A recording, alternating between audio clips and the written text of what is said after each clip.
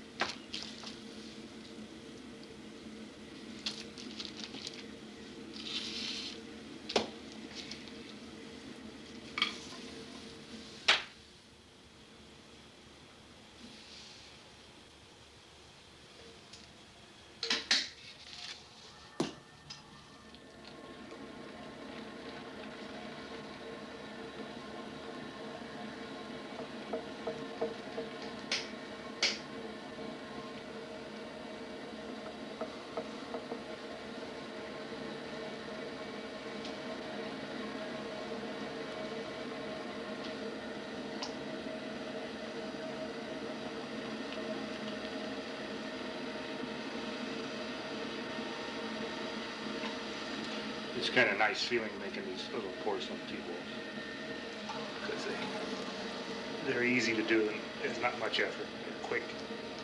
It's almost like you're playing. They're a lot of fun. I really love making them. If you only make about 25 or 30 at a time, you don't seem to run out of ideas. People wonder if there are any ideas going on at all in such a little thing, but there are. More ideas than you would think.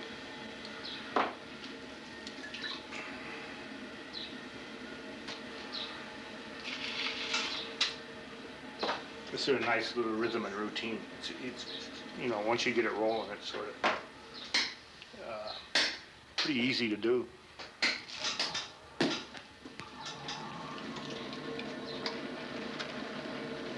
After a while, you don't want to stop.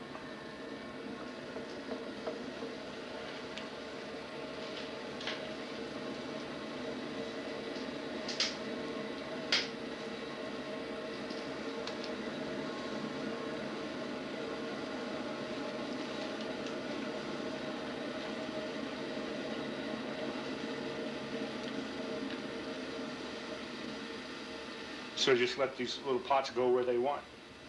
If you're really rolling along fast enough, they can do that. If you try to take too much care, you start commanding the situation pretty much. And sometimes you don't get anything very exciting out of it. If you just sort of let them go, they'll start wobbling and doing what they want to do, and that's nice. Yeah, that's a nice one. I like that one.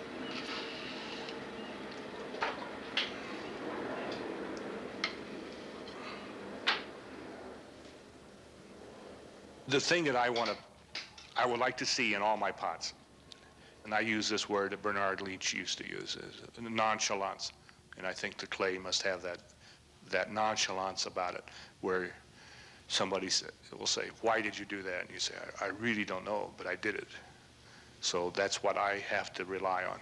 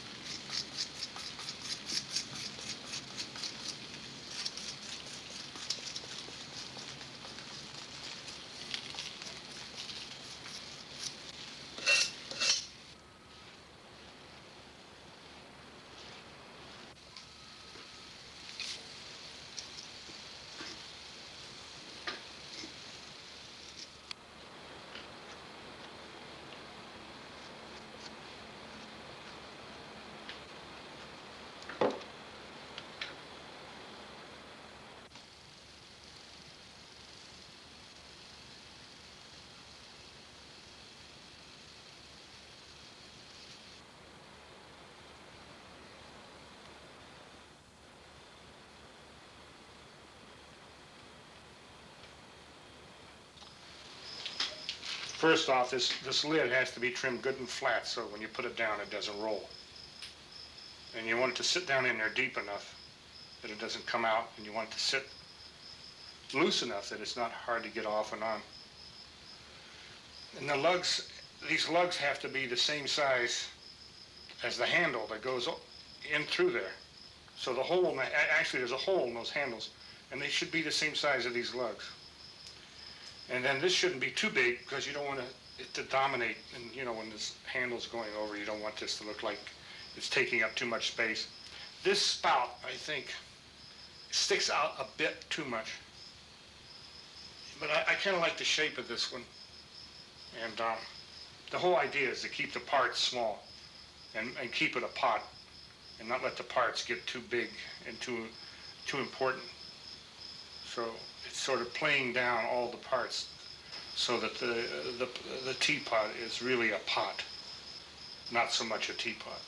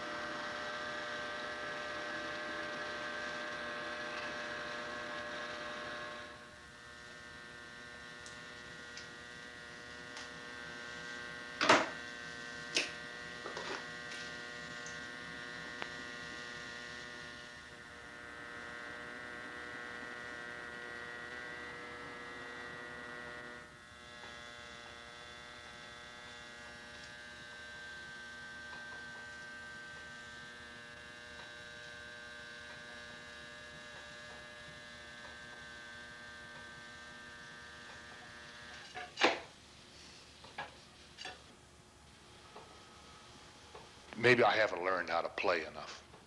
Maybe I take life a bit too serious. Maybe I'm not crazy enough. Maybe if I was really crazy, I could play or do anything I wanted. And you have to be crazy at times. You have to, you're crazy in a sense that you believe so much in what you're doing. You're in love so much with what you're doing.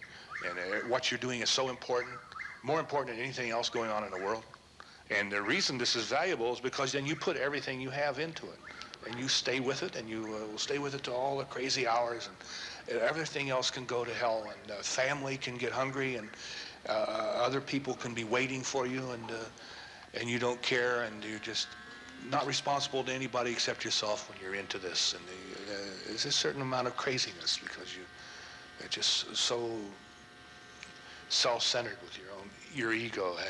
You're trying to satisfy yourself so much. You want to make something for yourself so badly.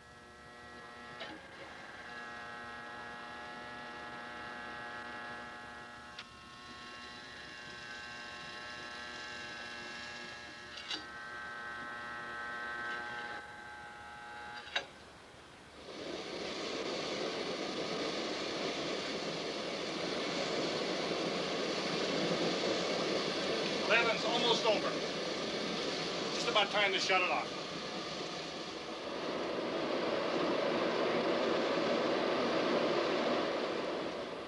This is good enough. It's not quite solid enough. They'll be solid better in the back of the kiln. And they better sit there because they're hot.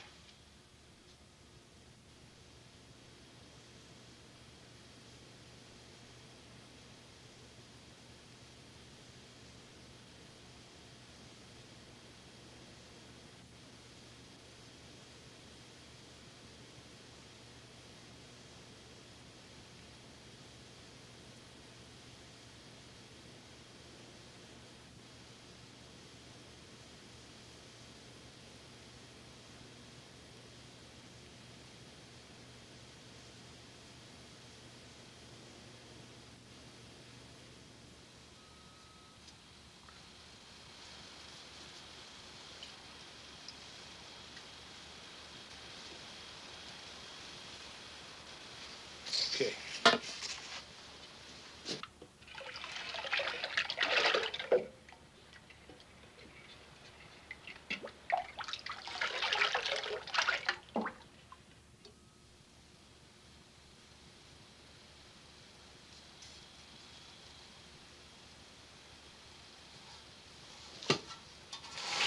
Hey, that's going to be nice. A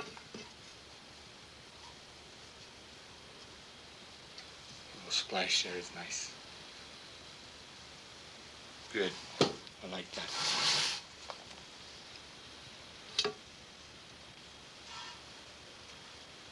Yeah, it's nice with it.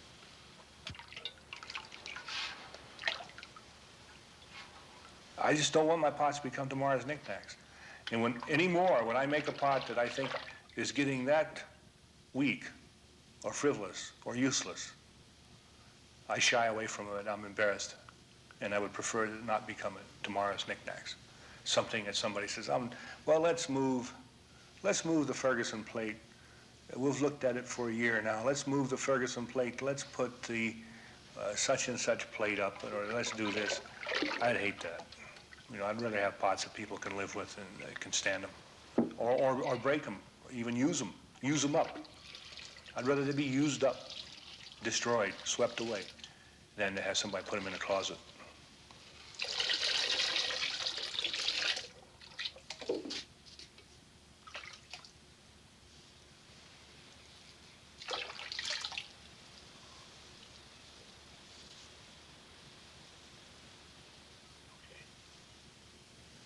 I'd say the most important goal I have right now is to continue developing these pots that I'm into, that I enjoy making, and making good pots, and not worry about trying to discover a new pot every day, but just to make good pots.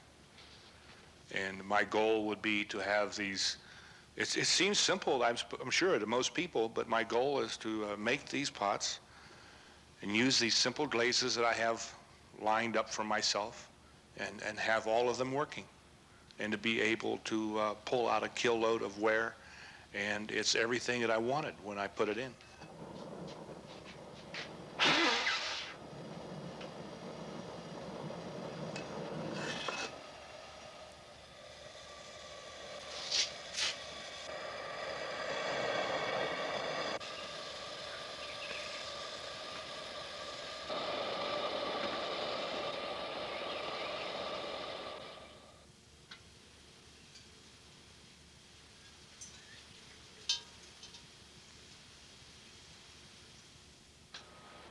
It's not too hot, don't worry, it's okay. I wouldn't give them to you if they're too hot.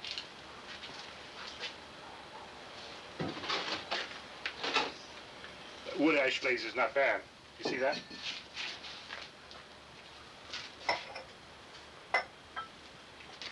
Yeah.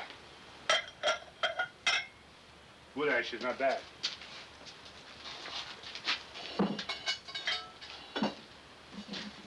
How's this? This is okay. Is this okay? Is it all right? Fantastic. It's all right. It's okay. Nothing spectacular.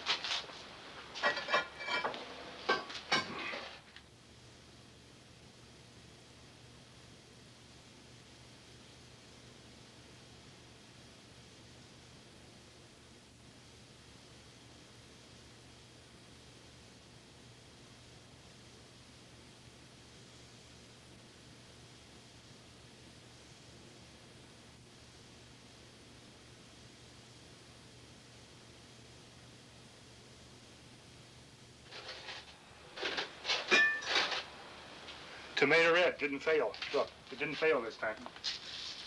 And the persimmon I put persimmon on too thick, and I didn't get any of the little orangey stuff where I should have. See, I should have got that different places.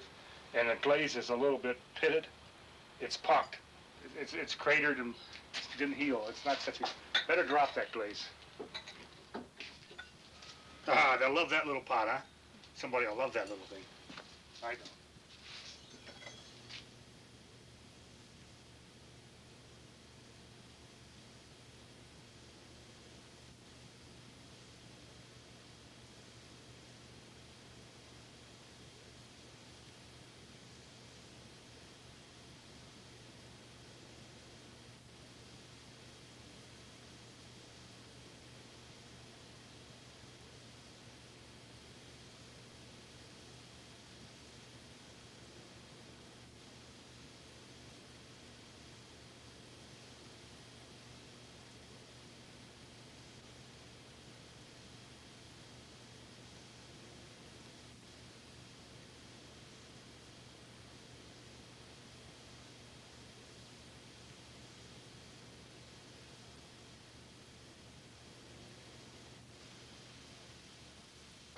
I have periods I go up and down where I think work's getting real bad, but it seems the pots feed off of pots, and the more pots I make, the more pots I want to make.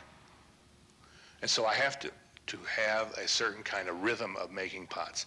My way, apparently, and has been most successful for me in the past, is making pots and then firing them, looking at those pots, and living with them a little bit, and saying, I can do better.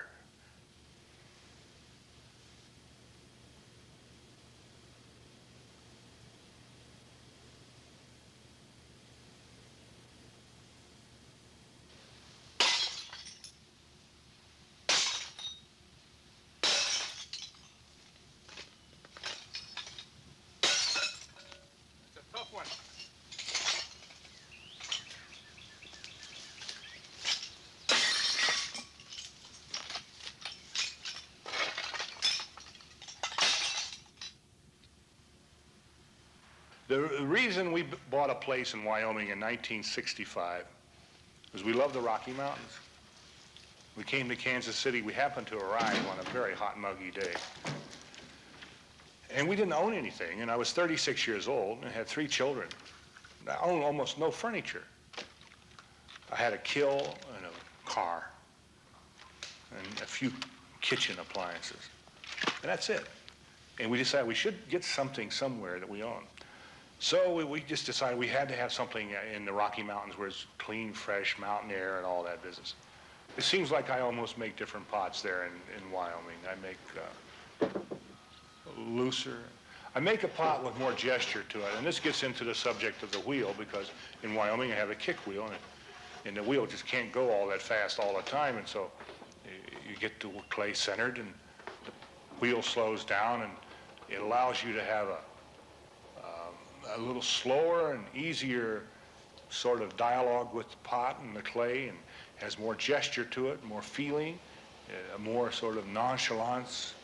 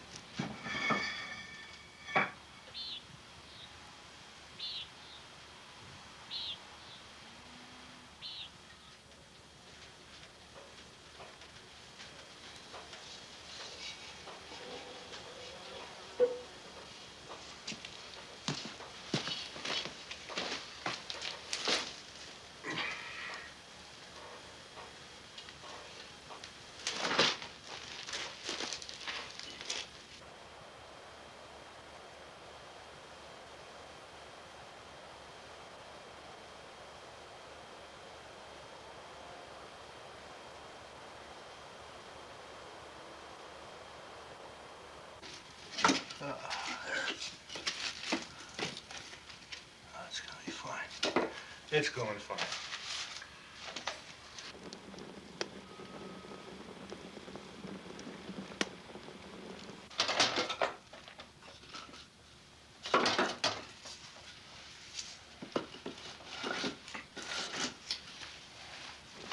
It's enough for a while.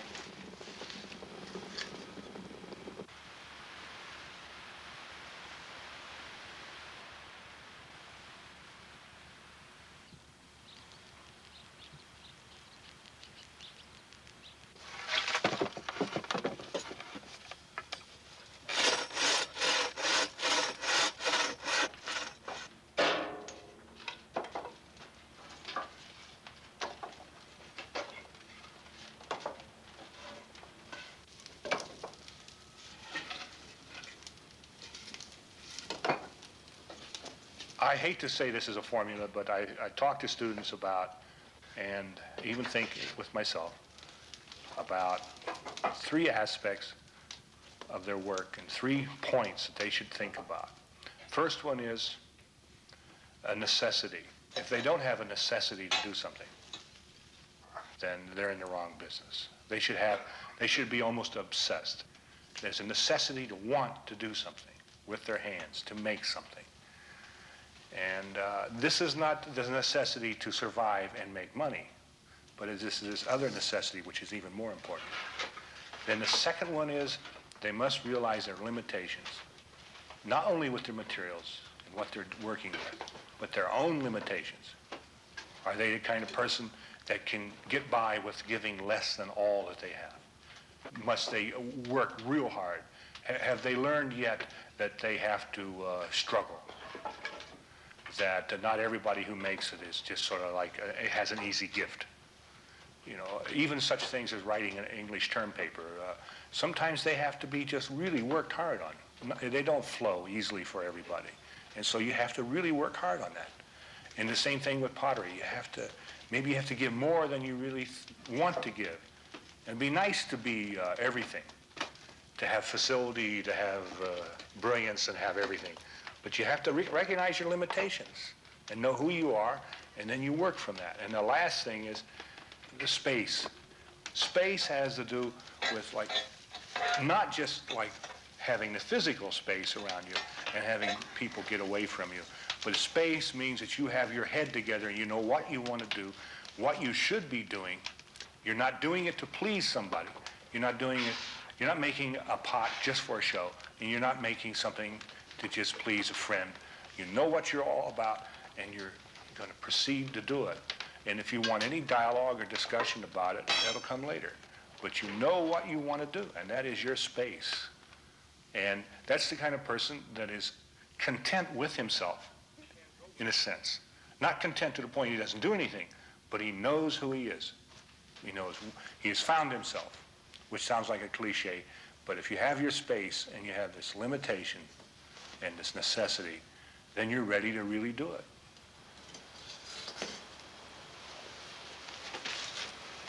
I guess these people are right.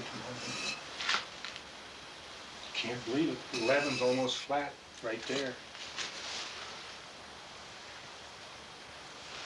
And it is flat right here.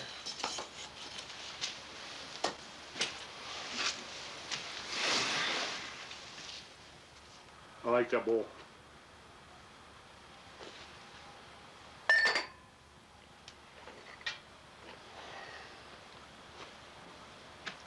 Okay, I'll clean up this mess here.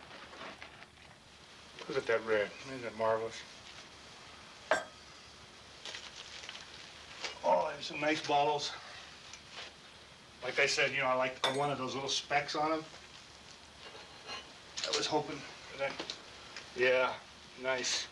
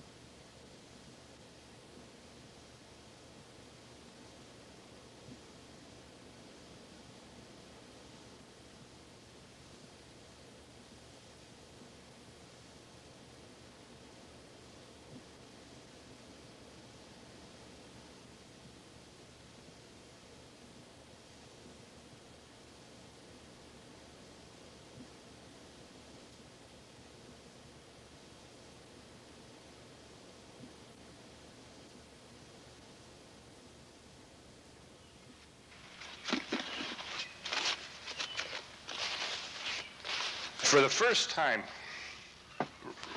this past spring, and with pots that weren't even really so great at all, nothing really too outstanding about many of them, I started to have a sense that I'm giving away part of myself or something. Something's going. I'm being pecked away at. I'm slowly washing away or something. That the pots are eroding me or some way or another.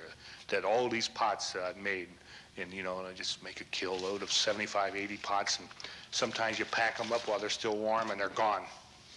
And it's not that it's sort of a nostalgic, hokey, sad feeling of seeing them go down the road in somebody's car or truck, but you just have a sense that you're just making a lot of stuff, and a lot of what you've made is gone. And I don't know whether it takes anything away from you really. Maybe it makes you better. Maybe it makes you stronger, makes you bigger. I don't know. But this spring I felt, God, the pots that I have made, and they're gone. Where are they? It's a lot of myself.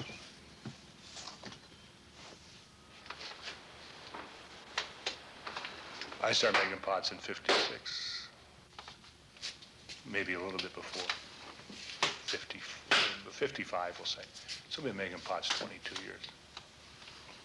And truly, all I wish for is just to be able to keep on making pots. So some people think maybe, why aren't you jogging? Why aren't you trying to lose weight? Why aren't you doing this and that? And maybe I should, but I'm just trying to save my energy because I just want to make pots for a long time. And I feel the greatest gift any person can have is the gift of longevity and having a long, productive life. And that's really what I really want so much, just a long, productive life. I just hope that when I'm 70, somebody still will want my pots, and somebody will still listen to me talk about pots.